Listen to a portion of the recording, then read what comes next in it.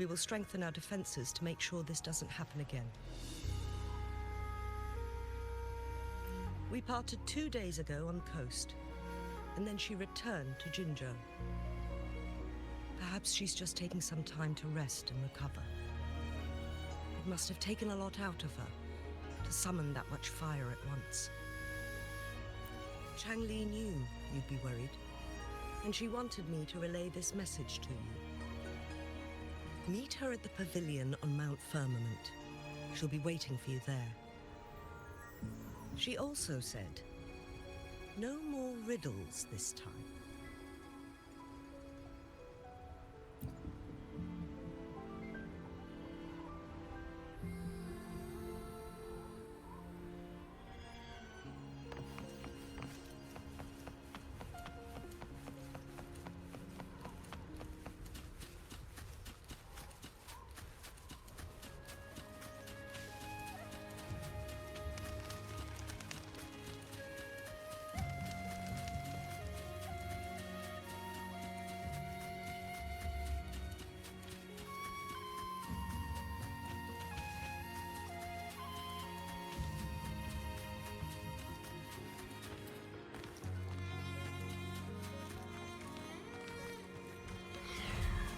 Leave it to me.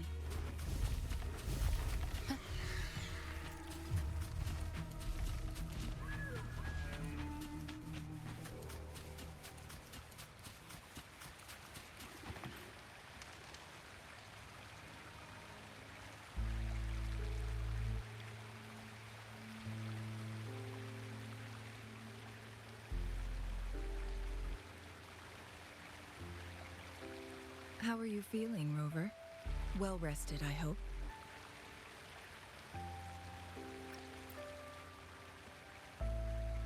Aw, can't you see I'm perfectly fine, sitting right in front of you? Don't worry, Rover. We're only having a casual conversation today. Nothing taxing. Besides, you only agreed to join me here for more questions, right?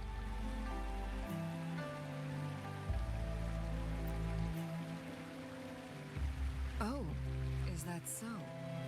I'm curious then. Sure, ask away. I'm happy to answer them to the best of my ability. It all started a century ago, when my mentor, Master Xuanmiao, had a brief encounter with a certain peculiar visitor. During a TD outbreak, my master was rescued by that individual. She exuded a unique energy and was always elusive. My master dug through ancient texts and unearthed her presence in long-forgotten history.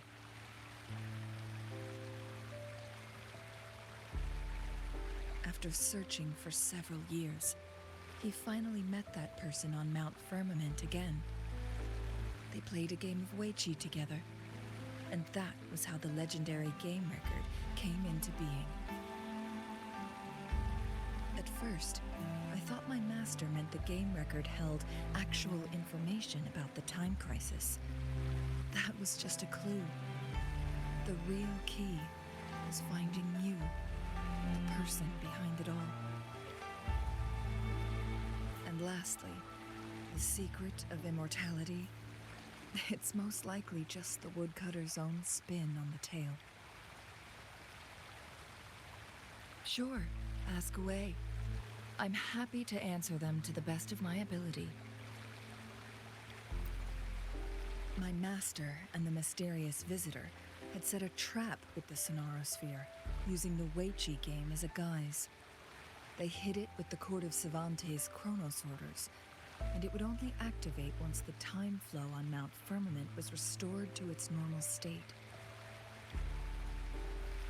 Despite the Sentinel and Mount Firmament being saved, the Fraxidus would not go down without a fight. They were convinced that the temporal mandate was hidden within the game of Weiqi, but little did they know, they had already fallen into a trap.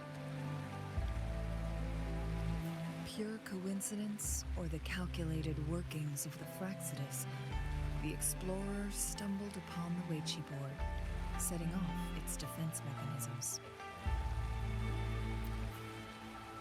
The Sentinel was already damaged when it arrived here. My master had foreseen the disasters that would befall Mount Firmament, so he created this mechanism as a precautionary measure. The Sonorosphere would devour all who attempted to enter, unless they knew the solution to that puzzle.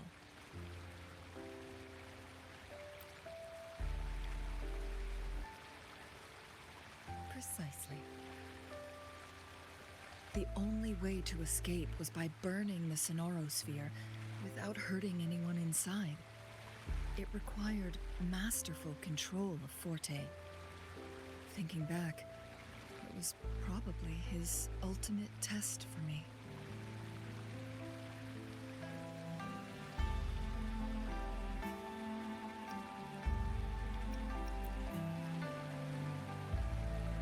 That was his first goal with this Sonorosphere. Before leaving, Master entrusted me with a mission to find that individual, the one who played Weichi with him, the one who left behind that game record.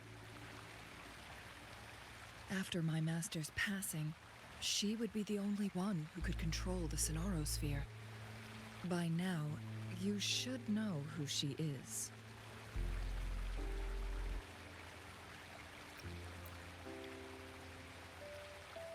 Yes.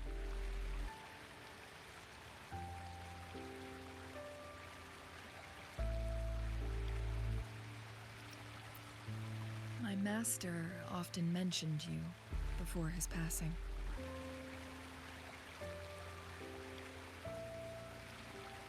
From the moment you arrived in Jinzhou, I had my suspicions about your true identity. Our journey to Mount Firmament solidified my beliefs. And finally, the Weichi board in that Sonorosphere sealed the truth for me. Sure, ask away. I'm happy to answer them to the best of my ability. Indeed, those memories, they were all real.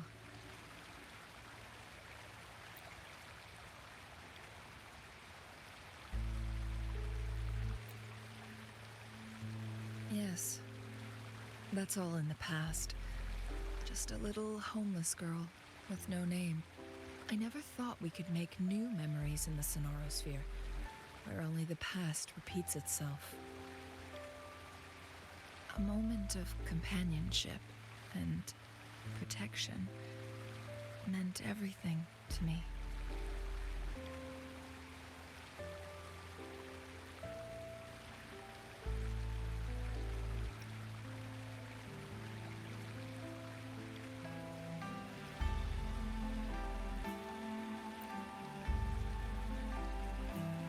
I can sense your unspoken question. Did I sacrifice my life when I burned down the Sonorosphere, like when I was a child? What I told you there was true, but I've grown and gained control over my powers. Using my forte now won't harm me in any way. Of that you can rest assured. Also, if you really are the legendary person who changed the course of history, then you are perhaps the closest to immortality, aside from our Sentinel. We mortals come and go. Our lives are full of meetings and goodbyes. Our time on this earth is fleeting compared to yours, so don't let it bother you.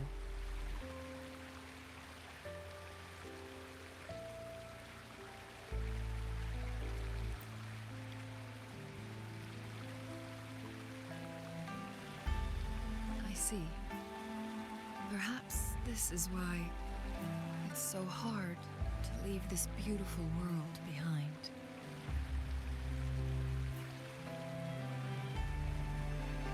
Then, would Would you be willing to finish that game of Weiqi with me instead?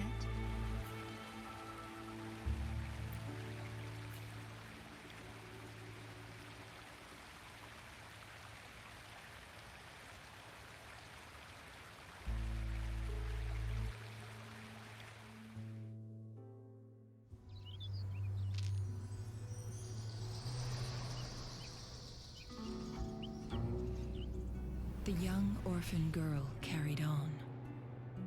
Everywhere she looked, tragedies rampant. As lament engulfed the globe, a world torn by monsters, filled with homeless souls. With her own blood as fire, she drove away the cold. And her master said, "In this tumultuous world, lives are fragile as mayflies." She couldn't exhaust herself to save those before her. But she must endure to ignite a brighter tomorrow.